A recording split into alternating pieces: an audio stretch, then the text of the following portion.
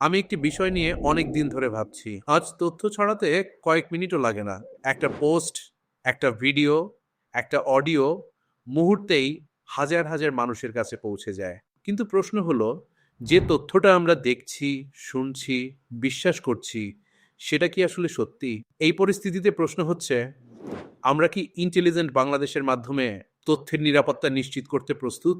Intelligent Bangladesh মানে এখানে কি? ডেটা ভিত্তিক সিদ্ধান্ত, দ্রুত সতর্কতা এবং নাগরিকের আস্থা রক্ষা করা। আমাদের বড় সমস্যা হলো যাচাইয়ের সহজ পথের অভাব।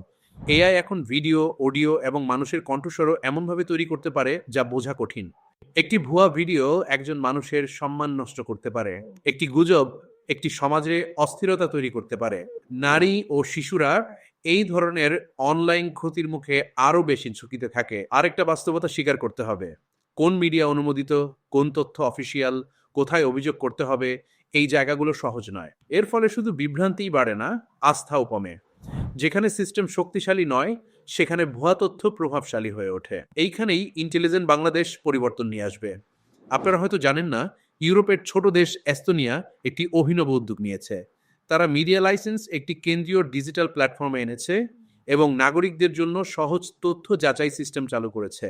তারা এআইকে সিদ্ধান্তের হাতিয়ার না বানিয়ে দ্রুত সতর্কতার স্মার্ট সহায়ক হিসেবে ব্যবহার করেছে। যদি একটি ছোট দেশ এই সাহসী পদক্ষেপ নিতে পারে, তাহলে আমরা কেন ইন্টেলিজেন্ট বাংলাদেশ বাস্তবায়ন করতে পারবো না? আমার প্রস্তাব পরিষ্কার।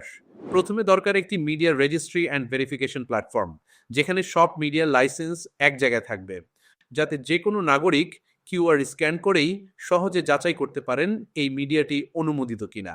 তারপর একটি এআই চালিত আর্লি ওয়ার্নিং সিস্টেম তৈরি করা যেতে পারে।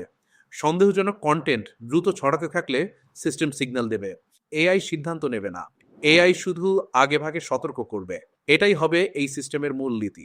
পাশাপাশি একটি সহজ কমপ্লেইন্ট ম্যানেজমেন্ট সিস্টেম থাকবে, যেখানে যে কেউ রিপোর্ট করতে পারবেন। এআই অভিযোগগুলো গুরুত্ব অনুযায়ী সাজিয়ে দ্রুত রিভিউতে সাহায্য করবে।